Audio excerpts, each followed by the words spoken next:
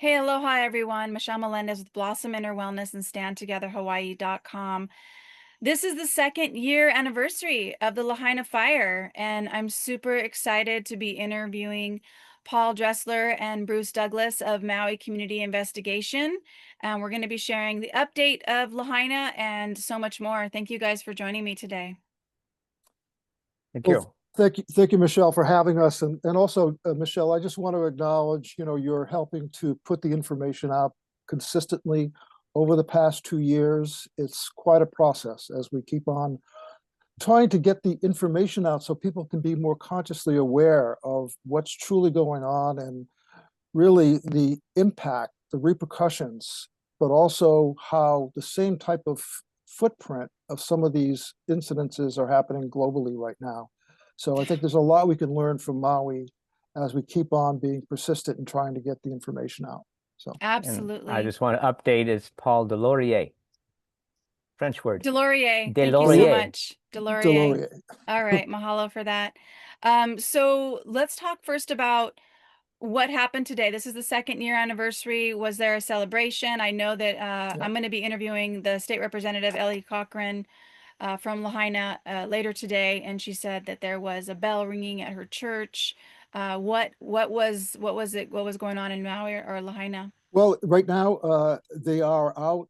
There's a paddle out that's happening right now, and that'll be going on till about 12 noon. And then at around 12 at the Capitol, our county building, there'll be another event. And then from 5 to 9 is the big event that'll be happening at the Lahaina Civic Center. So I'll be attending that.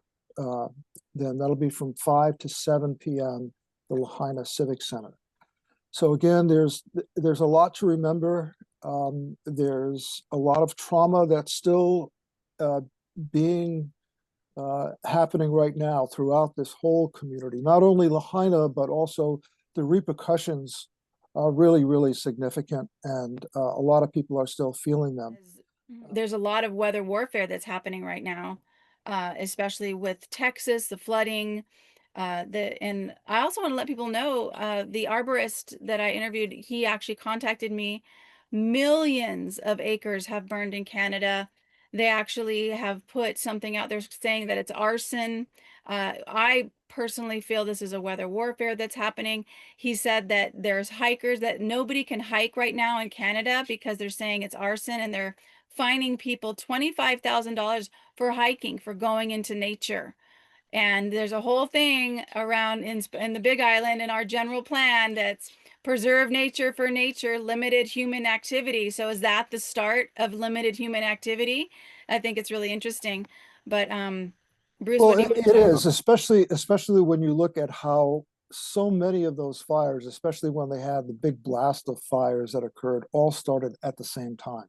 That's right. I saw that video. Such a huge, it's like, huh? It was a satellite image, you guys, of it's in one of my videos prior, a long time ago, but there three fires started at the exact same time. I mean, even if you had three arsonists together saying we're going to light it at 2 o'clock, it's never going to be at the exact same time. Well, like it was in big this time. video. That was in Montreal in Quebec a couple of years ago when it was like 27 fires started almost simultaneously from the satellite images. And it's way too easy now. We have, plasma wave technology, which we've turned into what we're calling the directed energy weapons is one category of that. But plasma energy is high energy abilities.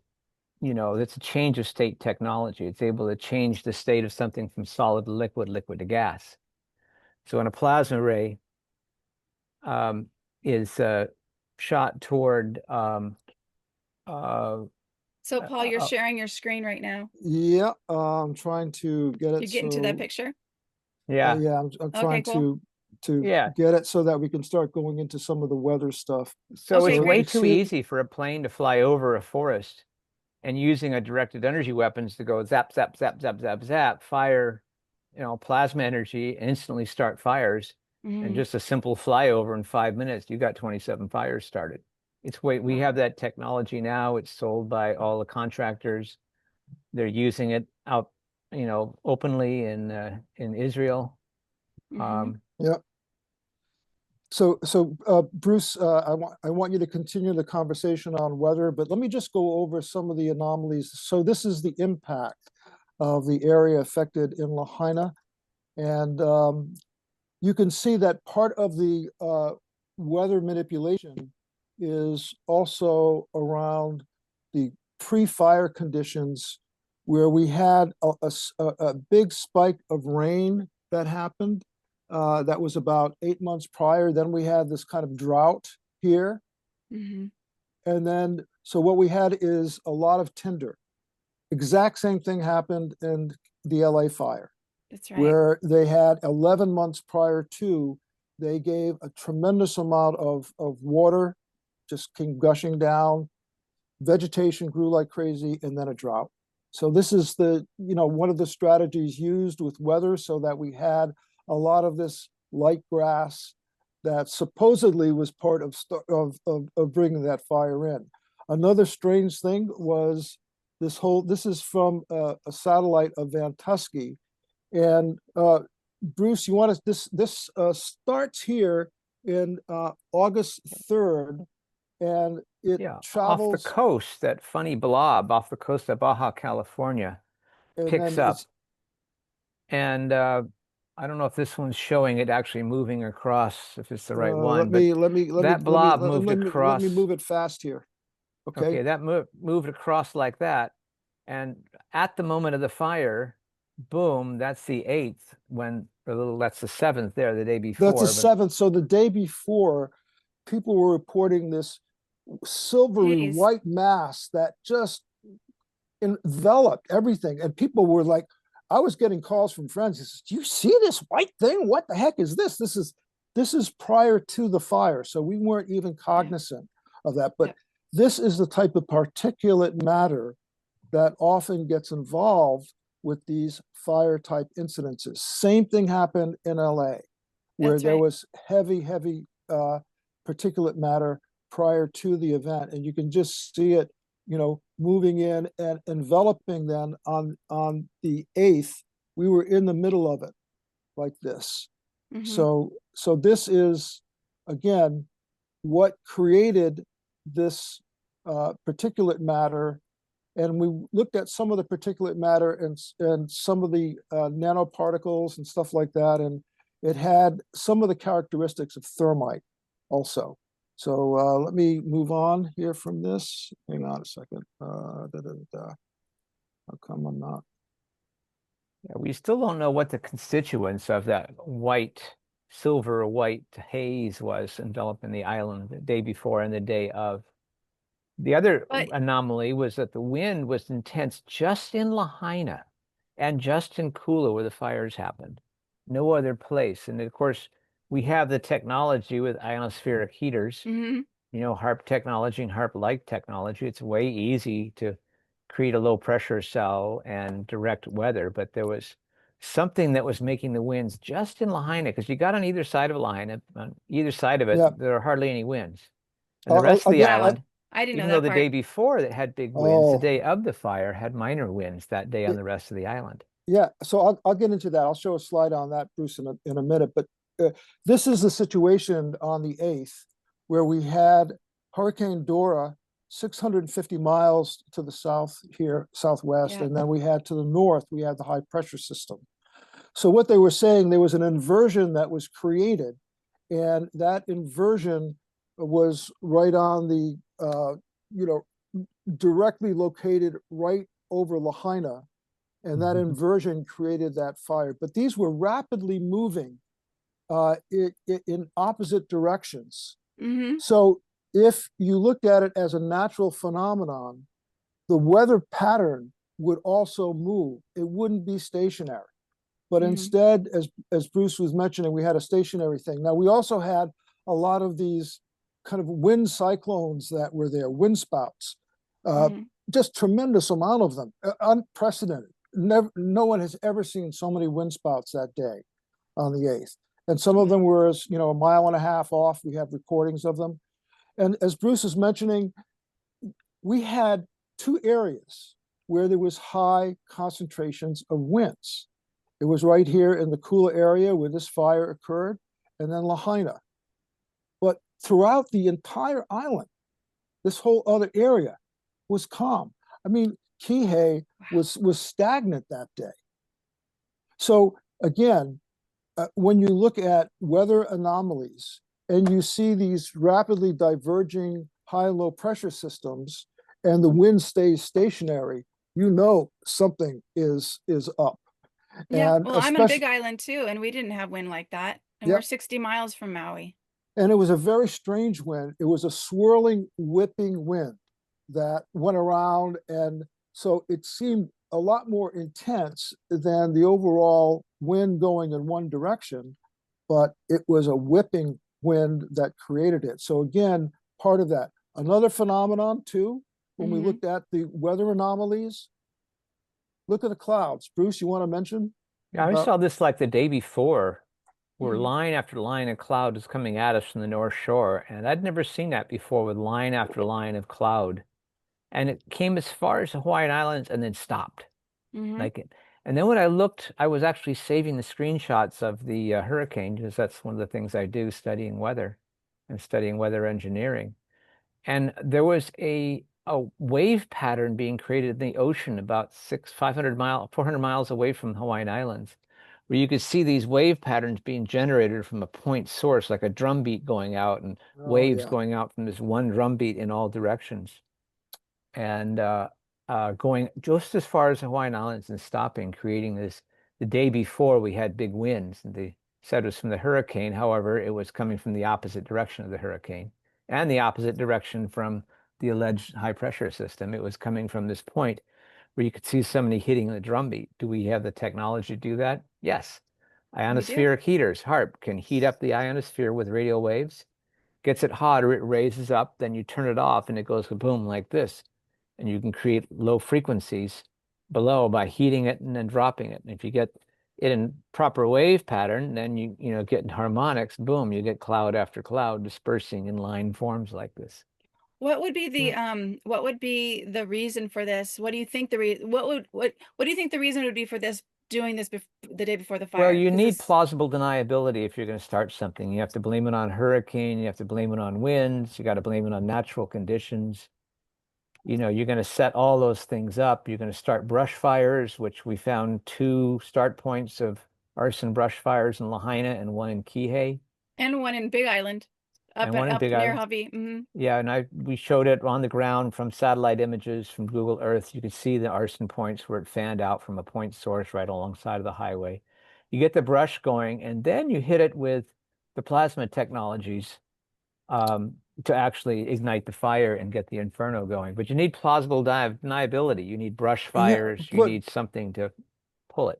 But Bruce, it's climate change. Yeah, right. That's what got me started. So when you start climate engineering, baby. Yeah, I know. But here's that's what you keep on hearing, the repetition. Oh, it's what's happening right now because of this global warming that we're facing. But if you look at the actual temperature averages, you look at the average temperature in 1960 was 80 degrees, again, 70, 80 degrees, again, 80 here, 79, 81, 79, 81.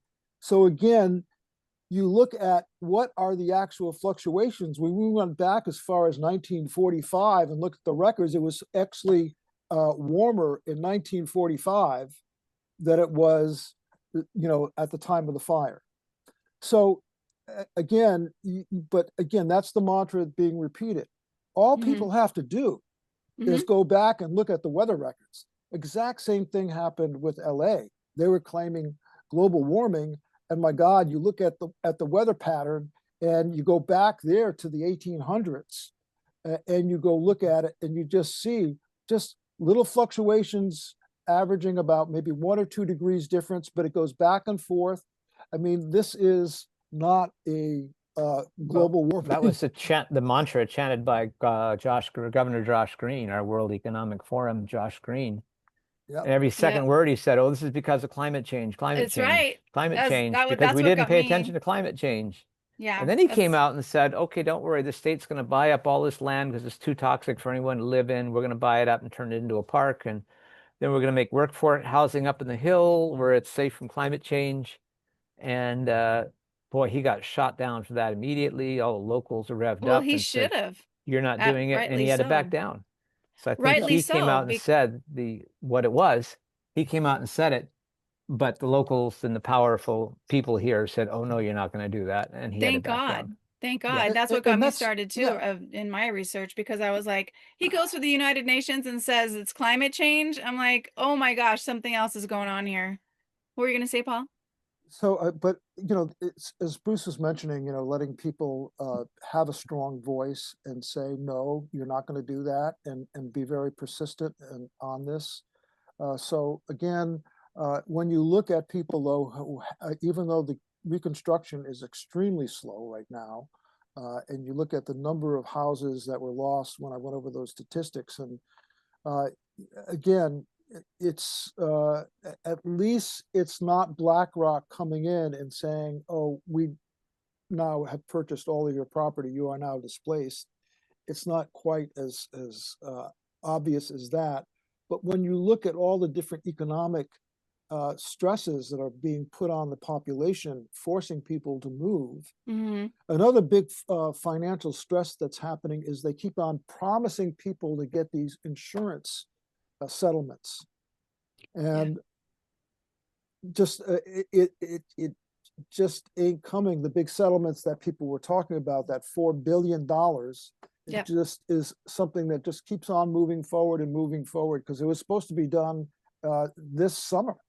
It was supposed to have a lot of those settlements done, and now they keep on changing it all the time. And Ellie Cochran said that each person who had a family member die, they're supposed to receive, I think, $1.5 million, and one person has received it so far. There's $3 billion at that Congress. When I went over to Maui and went to the event with the mayor and Congressman Ed Case, thank you. Case. Yeah, he said he asked the mayor. He said this was last September. I went to Maui, and he asked the mayor, he said, well, so we're going to give you this $3 billion. What are you going to do with it? And the mayor says, oh, we're going to have a plan next month. We'll have a plan for it next month, which would be October of last year, and to rebuild Lahaina. But yet, all these people that are supposed to receive this money are not receiving it. They spend $400,000 per tiny house of these glass houses, $400,000 a piece. And this one person in Hilo bid on that job and had fire retardant material to rebuild these houses for $40,000 a piece. And he wasn't even responded to. So it was like, where is this money? Where is all of this money? It's called disaster capitalism. Mm. And that's what we've been experiencing here. I'm sure they'll be experiencing in California, in Texas, North Carolina. Disaster capitalism is a huge, huge industry. And FEMA is tied in with that whole scam. So again, this is, part of, just destroy the infrastructure and then, charge them a lot. For example, one house to really, really cheap, made of press board, basically.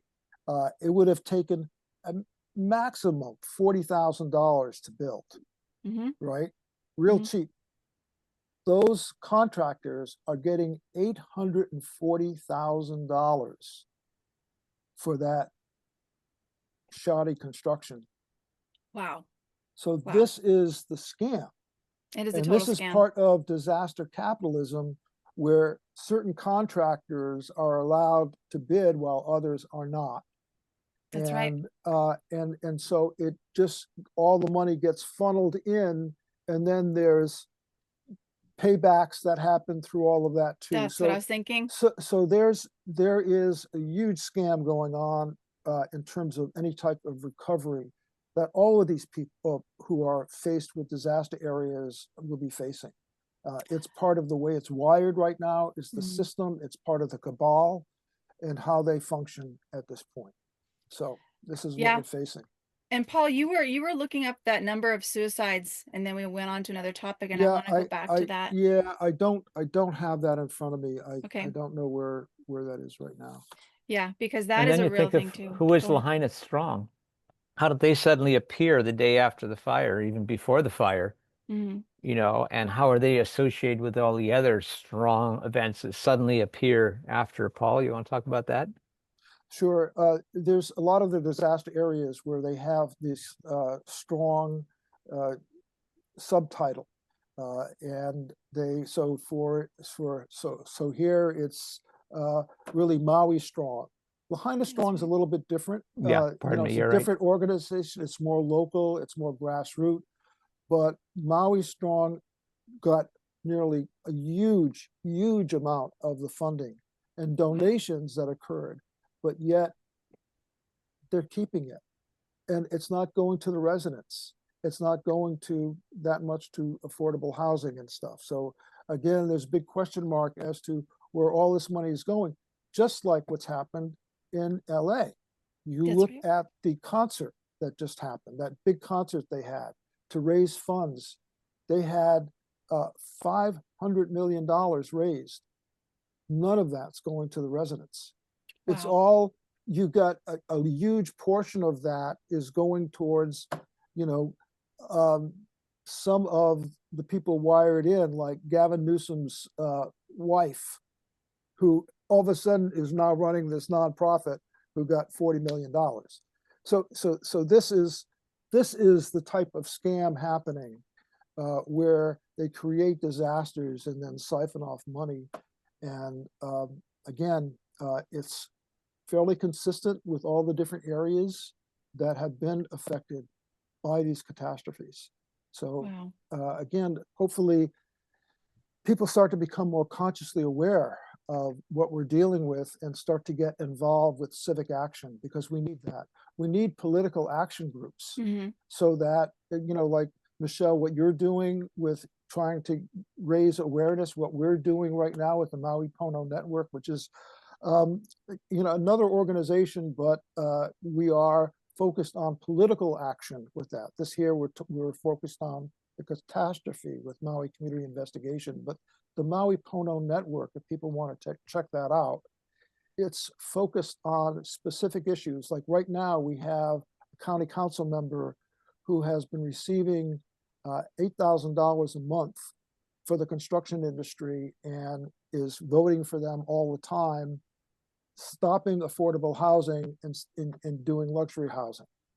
Wow. That's a good example. Another good example of one of the things that we're working on is election integrity. Right now, in fact, on the Big Island, there were 19,000 votes that were unaccounted for. I saw that. I saw that video. I'm still going to do a report on that. And same with Kauai, Maui, they refused to give the records to check to see. And I'll tell you, I've been one of the witnesses, observers in the last 4 elections, and there are 7 areas where they can manipulate the vote easily. Wow. And the election commissioner refuses to do any investigation or looking at any of that stuff. So part of what we're doing right now is trying to get the election commissioner out so we can get someone who can represent the people instead of these big corporations and money laundering that's happening. Well, you guys just give me an action and I'll send it out to my list. Okay. You know, standtogetherhawaii.com is you know, is not just for Big Island, it's for the state. We're working on our own general plan, which thank God we finally have somebody in county council that's asking the right questions, because this general plan, which is over 300 pages long, and our regular general plans are like 50 pages. I mean, this is the UN Agenda 2030 coming to Big Island. So we've been fighting it for it'll be a year in September. Yep. But I just want to say thank you so much for MauiPonoNetwork.com or either way, .org, .com, .org. either Okay. one. Yeah. So yeah, I think that, you know, what you're doing, Michelle, in terms of raising awareness, of getting people involved locally, we have to take over our local governance. I agree. And then with that, we can create charter amendments so that we rewire the laws so that they serve the people and environment. For example, when we had that progressive majority, we were able to pass 19 charter amendments in 4 years. That's pretty unprecedented. Like, they were significant too. I mean, we had a Canadian company that owned our water distribution system, who controlled our water system. Weird. Here, until we passed a charter amendment that said, no, this is owned by the residents. We're not going to have a foreign entity control our water system. Thank you very much. And so these are the types of things that we did. We're doing stuff with affordable housing. These are the types of things where people can get control of their local governance so that it can become more self-sufficient, so that you can unplug from the bigger system. Here, we need to unplug from the Oahu system. The state system here is extremely corrupt. Yeah, it is. And unless we get new governance in there, but again, it's very, very difficult because the way it seems like the election process is rigged at this point very in much time. so. So again, we're trying to deal with that. So it is a chess game with a lot of different pieces moving.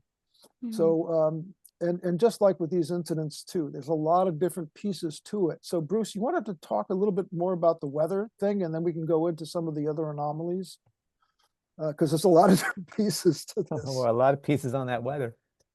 Well, yeah, the wind generation was extremely strange. As I said before, just in Lahaina, just coming down that mountain. And the only time that ever happened before was like in the 1920s. They have a name for it, a certain wind that comes down from that valley, but it lasts about 20 minutes. And it's just at sunset as there's a temperature change, and the wind comes down the valley and goes toward the ocean. This lasted all day, and it was gusty wind going this way and that way and swirling different directions, almost like someone was from above going like this and moving the aerosols, the particulates around to create these crazy winds gusting different directions, which is, can they do that? Yes. These are ionic particles. The ionospheric heater technology can interact with the ionic particles from a burn. And when you combine that, if you combine that with electromagnetic type energies and then using microwaves, there's a lot of things that can be done with the weather, creating columns so that it's just isolated in one area and you can create high winds. And the winds tend to go from upper to lower down. And it was so strange. If you look at the water, for example, the waves, a lot of the people who were out on the water observing, when I asked them, they said they had never ever seen waves like that were kind of choppy, moving in different directions. And it was like being in a wash tub.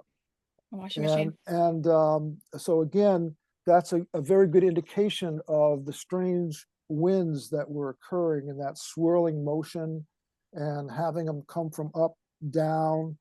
So again, I have on screen that generation of that drumbeat out in the middle of the ocean, creating those wave patterns coming toward us. I mean, we have that on satellite. We have that silver blob coming across the ocean, covering it with haze. All these things are in place. We can't like put our finger and say, oh, here's the machine that did it and here's how. But we certainly see the results, just like you can see the results of plasma technology used. One of the herald signs of that is that plasma is like lightning bolts. That's what lightning bolt is. It's plasma energy. When lightning hits a tree, it travels down the center of the tree. When it hits the ground at the center of the tree, it catches the base and the center of the tree on fire. And there's thousands of videos and photos of lightning hitting trees and the fire going up the center, but the outside bark is still intact. But the fire is all up the center because that's where the energy hits the moisture in the middle. And we found, 28 trees in Lahaina area, and just the area where we were able to get to, where the trees were burnt from the inside out and not even...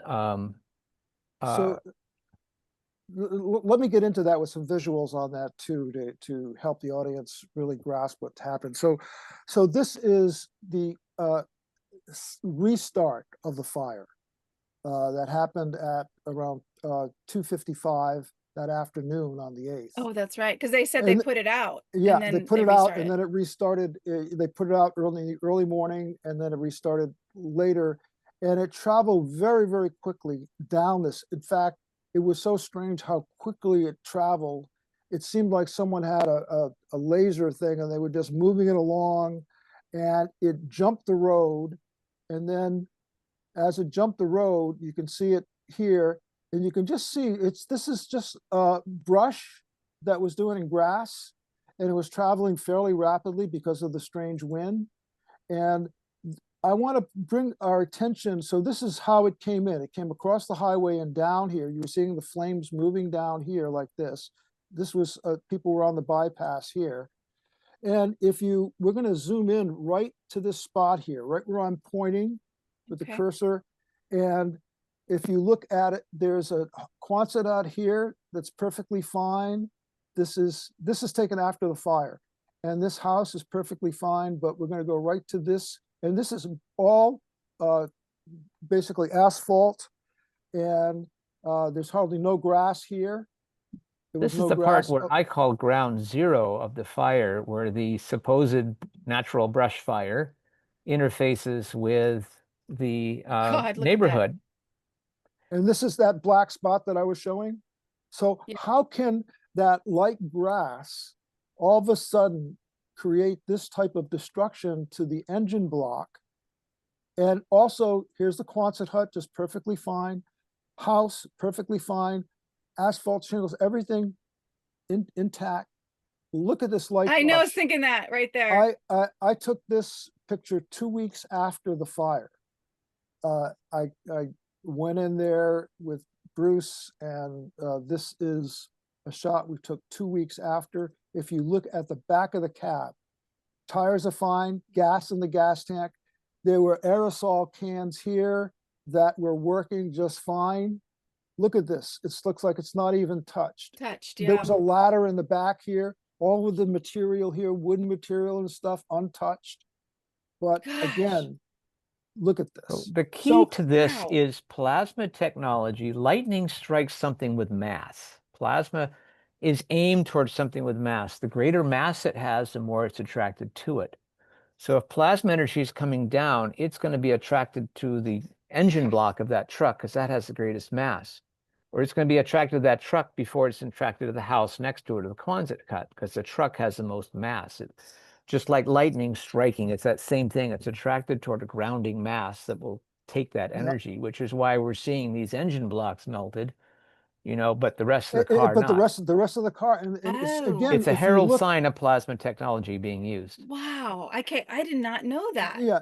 If you see how thin the metal is here around the doors and stuff like that, you'd think that would disintegrate and go, or the back of the car, or even the back of the tires are fine. But when but the glass is melted out and the friggin' engine's gone. Yeah.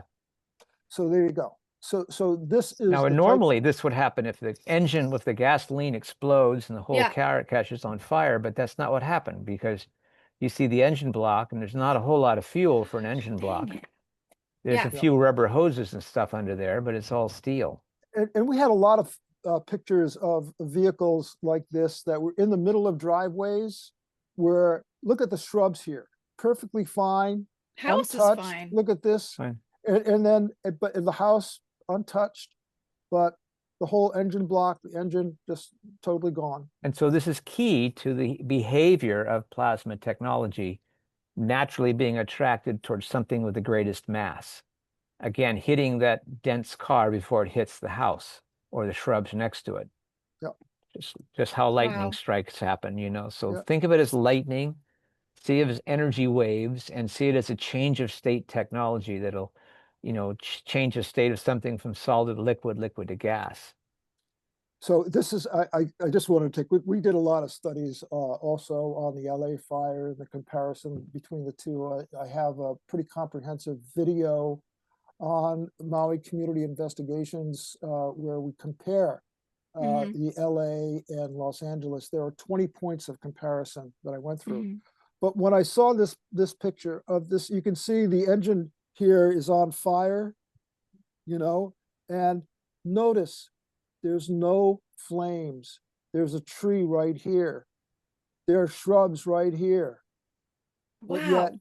this engine block is on fire.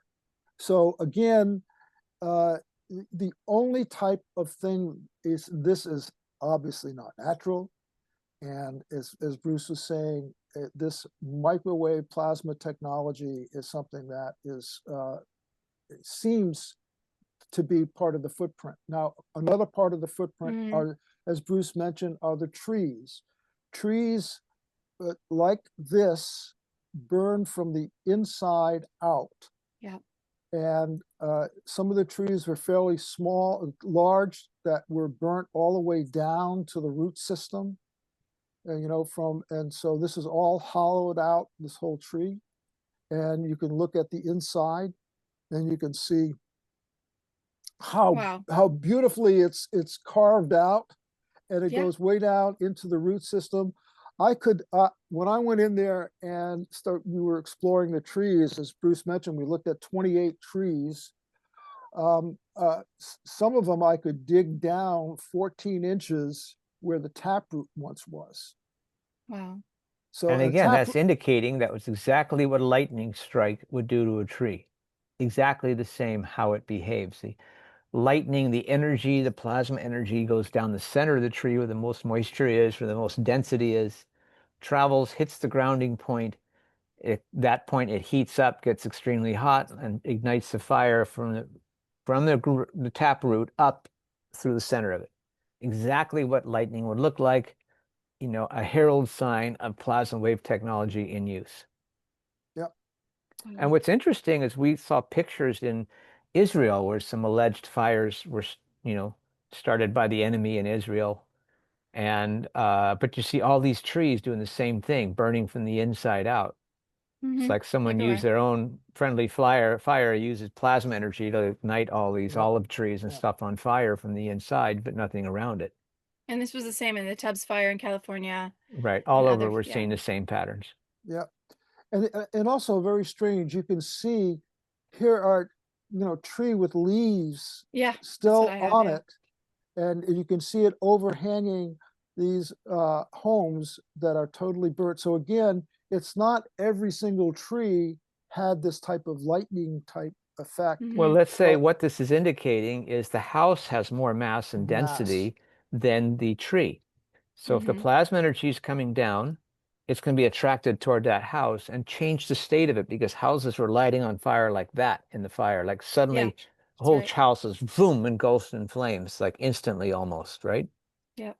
And we saw that all over the place. And we also saw where particularly metal buildings, commercial buildings, were burning from the inside out.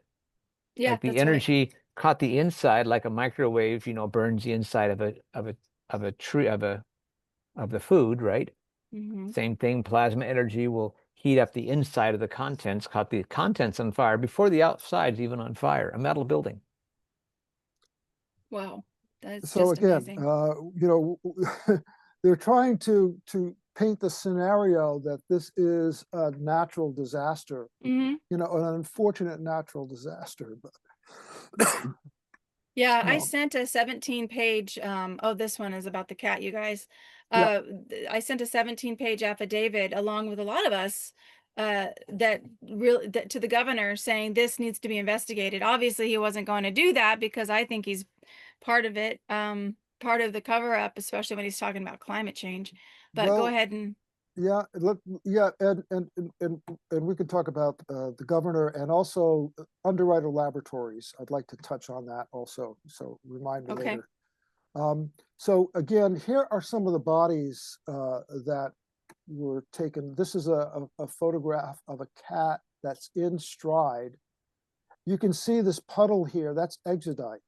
That's what happens when fluids come out of the cells itself. And some of these animals were, so you can just see, just perfectly frozen in place. Yeah, unbelievable. It's amazing. So this is more indicating like a microwave hitting. You know how microwave cooks from the inside out. So the inside is all cooked, instantly frozen, cooked out the inside, but the outside of the thing is still fine. Mhm. There was With the animals as well as people we saw the same way, where they were toasted from the inside out rather than, it's like a difference between a microwave and a convection oven. And look at the ears, the tail, the fur. That's impossible in a regular fire. the fur is this thing that really gets me on this too. Yeah. It's like, how can that be? The fur should be the first Yeah. thing. Yeah. So here is then another body that we have a photograph of. We did a little bit of an enhancement on this to really look at the way the body was decomposing at a very rapid rate. But again, the cornrows with hair Mm-hmm. still in place, and there's another body Sad. over here. Mm-hmm. Further on, there was two bodies in a vehicle. But again, this is when we showed this to 6 former fire captains and fire chiefs, we asked them, have you ever seen a body like this in a fire? And they said, no, never. It says, this looks like microwave. Mm-hmm. This looks Well, like also, I just want to say too, being a fitness professional, I know how people fall, and they don't fall face first like that with their arms up. They don't, that's not how a body falls. And a body falls to its side. The head is turned so that it's protecting the nose, the face, the Mhm. arms are out, the knees are bent. This happened instantaneously. Something happened very fast, and that was the only mercy of these poor victims. There are pictures of people, stupid people, who put their cat in the microwave. And the hair doesn't burn, but it toasts from the inside out, but the hair is still there. And you can compare that technology, because I'm always looking at what technology did this, how to Mm-hmm. reverse engineer this. How was this done? It wasn't done with a convection oven. It was done with a microwave oven, Mm-hmm. with some sort of plasma and microwave combination technologies in use. Well, there's a U.S. patent for a microwave technology laser plasma beam waveguide well, that Well, uses they use microwave. they Yeah. use lasers to guide microwave energy. So Mm-hmm. the microwave will guide on the laser. They'll also use lasers to guide plasma energy, which is a newer technology.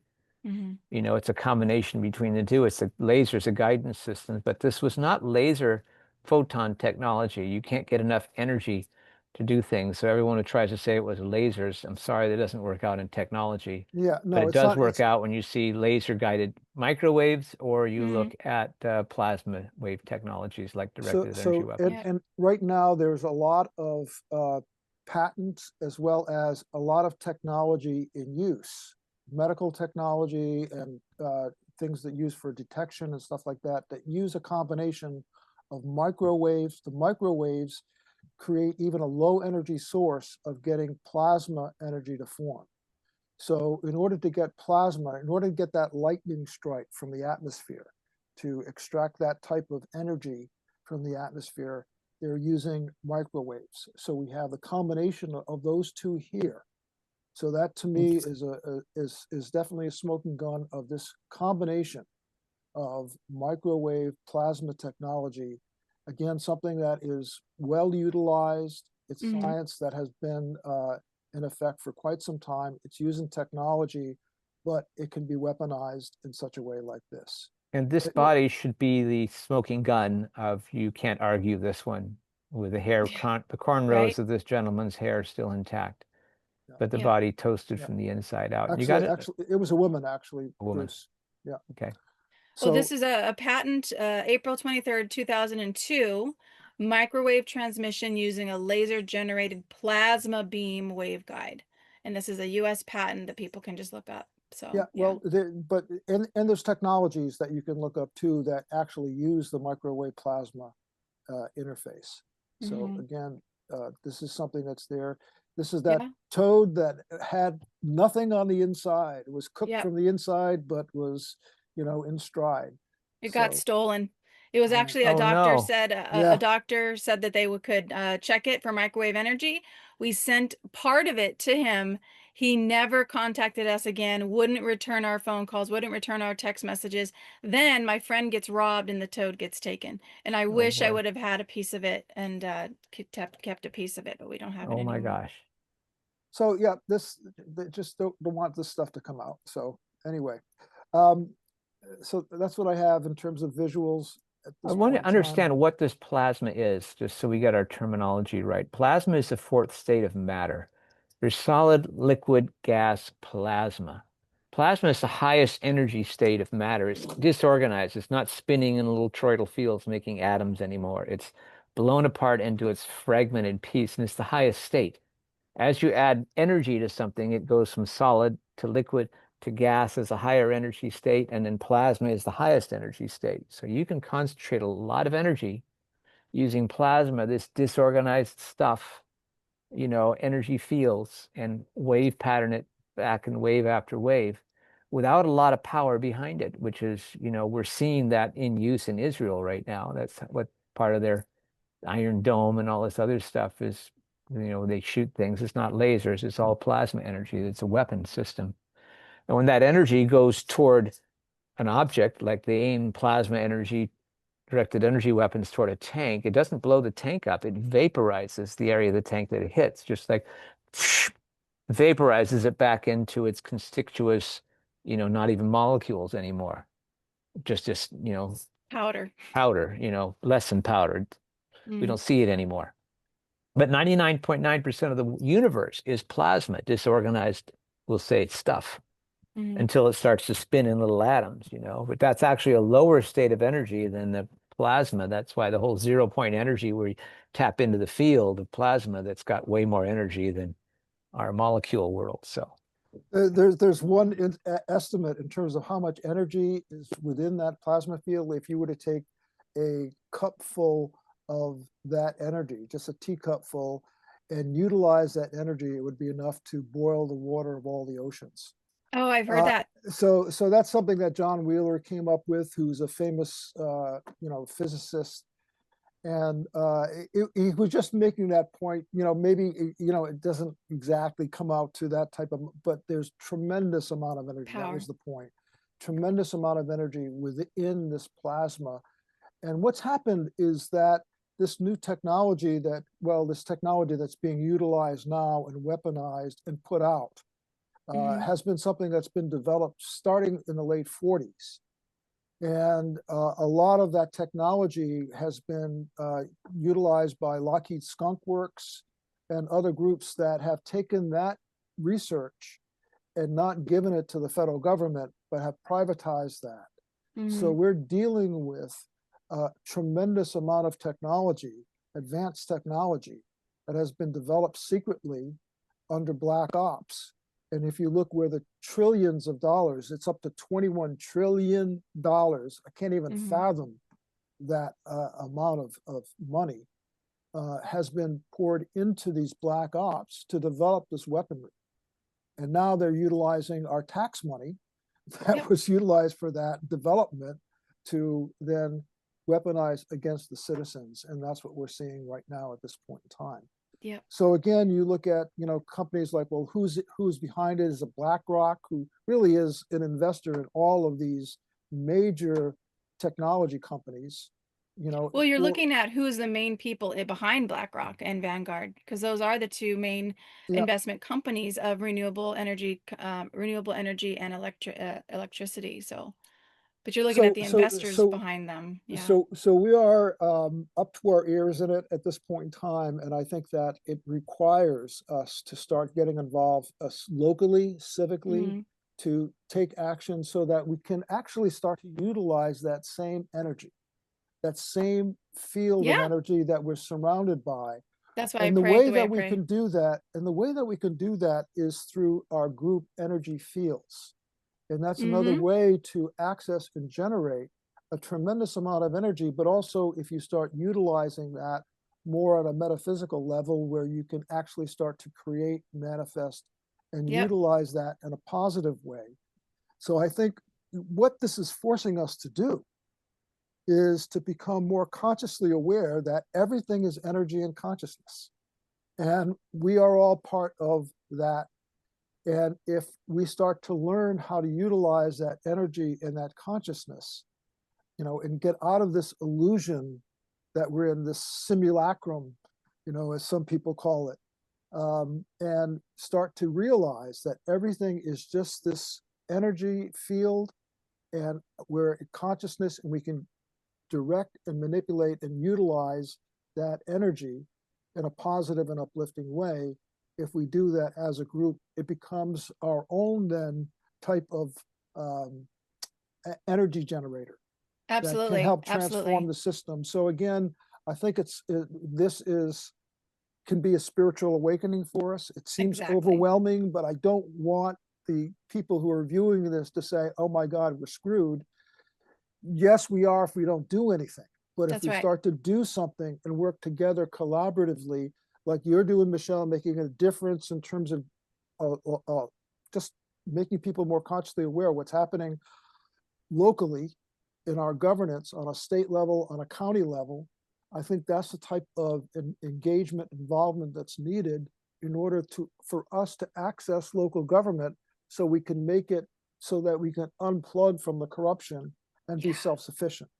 And But in order to get self-sufficient, if we're going to get self-sufficiency, if we're going to develop our own local currency, for example, it would be really important to have county government behind that saying, yeah, we support this. This is great. We're going to use our own local economy, to develop our own local economy. We're going to use local resources.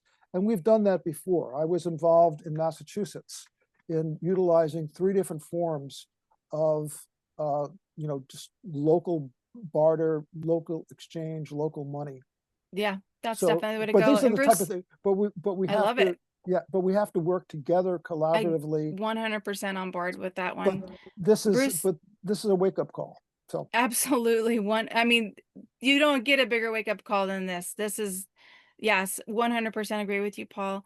Bruce, you had done a study on the soil, research on the soil. Can you share what you found? Well, what I was doing there, I was specifically testing for the 2 main toxic metals that they were doing, the arsenic and lead. Arsenic came from the copper arsenic treated wood, which is how they were treating wood for termite proof back in the day, from the houses that burn, and of course lead from the lead-based paints, which were in the soil. And we were trying to show that most of those contaminations were in the very top layer of the, they were digging out, up to a foot of soil away, right? And That's taking right. to that dump for dumping. And I was showing them, no, actually 90% of the toxins are in the ash layer sitting on top. Scrape the ash layer off, deal with that separately from the soil. I was trying to separate the ash from the soil. The problem is that FEMA and Army Corps of Engineers wanted to mix the soil with the ash so they could dilute the toxins down to a level that consider it a class 1 waste, and they can just put it in a dump later.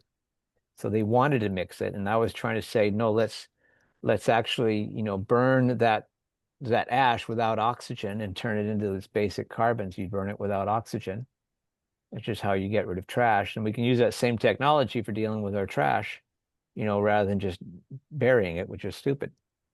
But FEMA and actually, when we met with the mayor, Paul and I met with the mayor and his assistants to talk about that. In the end, FEMA didn't want anything to do with that. They wanted dilution as a solution to pollution for them, and they weren't going to fund it or have any part of it. So it went away. But that was what we were hoping to, instead of putting the ash into a cinder cone, where it can leach into the ocean, sequester the ash and run that through technology to burn it without oxygen and sequester all the toxins and stuff in it. They put the debris in a temporary landfill at Uluwatu. That's right. And now they're transporting that to the main dump that we have here in central Maui. And right now, 40% of the transport from Uluwatu to the main dump site has been complete at this point in time. So they're moving on it. And again, hats off to our mayor who is following through on his promise.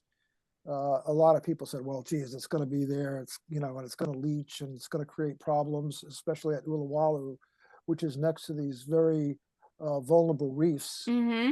And but they're moving it, and they're doing it at a very rapid rate.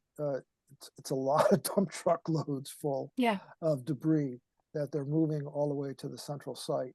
but there it'll be secure. They went and they built a proper one. And like Bruce said, right now they're not considering it toxic waste because they diluted it enough with the substrate so that they can, claim it as such. It still doesn't mean it's gone away. It just doesn't disappear. But anyway, that's my point. That's my Yeah. point. But I just want to say thank you guys so much. Is there any last things that you guys want to share? And then we could be talking for hours and hours. This is going on the Voice of Kona Radio. If you guys are listening on the Big Island, Mahalo Nui Loa, you can check out Maui Community Investigation. And also if you're listening on the Sovereign Radio, check out Maui Community Investigation. They have so much great information. And I do want to say thank you guys, because Maui Community Investigation did help with the book. You guys, Bruce's information about weather's in there, and really grateful for what you guys have done. And so I do want to ask too, is there any steps forward? Is there any actions that we can take around this? Because like I said earlier, I did send myself and many others sent the affidavit of truth notarized to the Hawaii governor, saying that a third-party investigation needs to investigate this. It was completely 100% ignored. We also sent letters to the Maui police commissioner, wanting the Maui police chief investigated as well around this. Again, Yeah. nothing. Let me just say a little bit something about the investigation that the state has put on. What they hired a contractor, Underwriter Laboratories.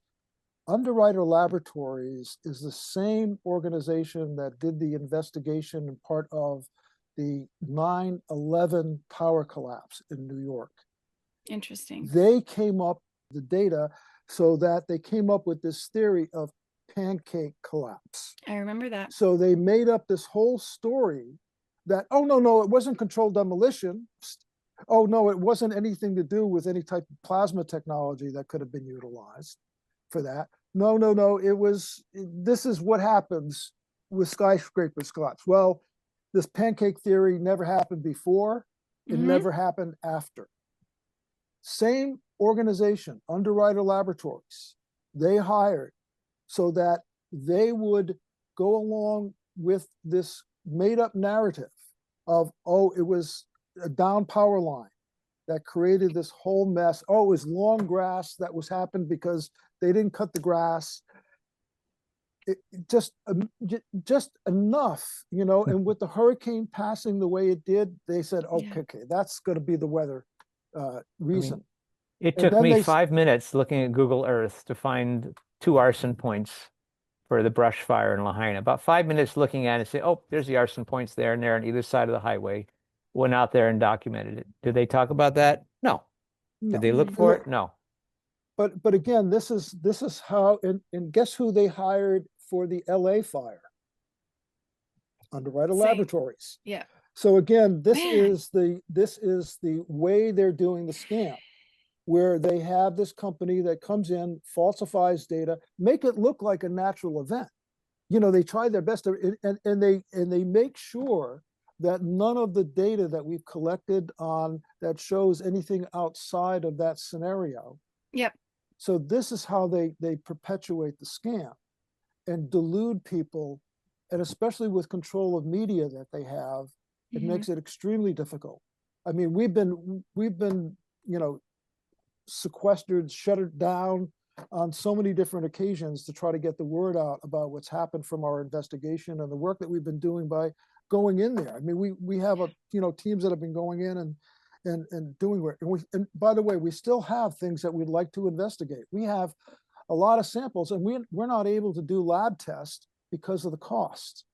And we wanted to find out, because I think there's certainly a lot of indicators that it's a thermite type mixture that was used as part of the spray that came over, and that would really increase acceleration as well as other layers. So again, these are the types of things that we'd like to investigate, but again, we don't have the financial resources. So even the soil samples we took from the base of the trees, there's going to be some elements you know, that you could look for in that and test for to see, was this like a lightning strike plasma energy development? Yep. You know, or is So this normal ash from normal fires or high energy plasma involved? That if we had funding, we could actually test that ash. We've saved that ash for that very reason. yeah. Oh my gosh, that's fantastic. So So so you we have guys, yep. go So ahead. I anyway, just want to say, if you guys want to donate, I'll have the link in the description, MauiCommunityInvestigation.com or .org or either both. both. Okay, Maui Community Investigation.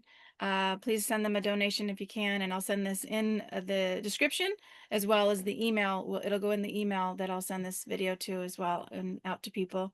Appreciate any support that you guys want to offer this, because, you know, I keep thinking there's no way they can really get away with this if we keep sharing this information. That's, you know, that's why I when I go speaking, sharing this information, not only about what happened in Maui and what happened in LA and the weather modification, but who owns America, the truth about carbon, smart cities, and climate change, and what Americans are doing to get free, to bring back our freedom, because it does take grassroots movement actions locally. That's where our power is. And I just love, Paul, what you said about the frequency that we can use this, and that's what we're supposed to do. So that's why I do the visualization prayers that I do at the end. Really Yeah. appreciate that.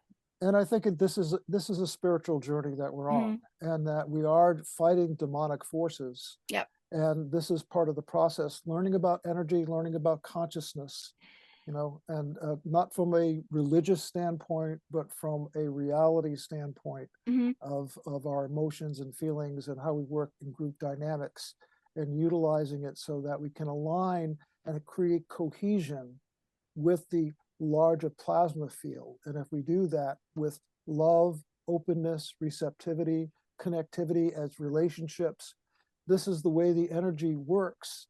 And if we start to align with that energy and go at that frequency, then of love and acceptance and openness and connectivity like that, then we start to mimic that energy field, and we start to feel more and more and more of that energy, and we can start to utilize that in a positive and uplifting way. So again, this is part of, I think, the journey, and this is forcing us to look at that deeper reality of what we really are in.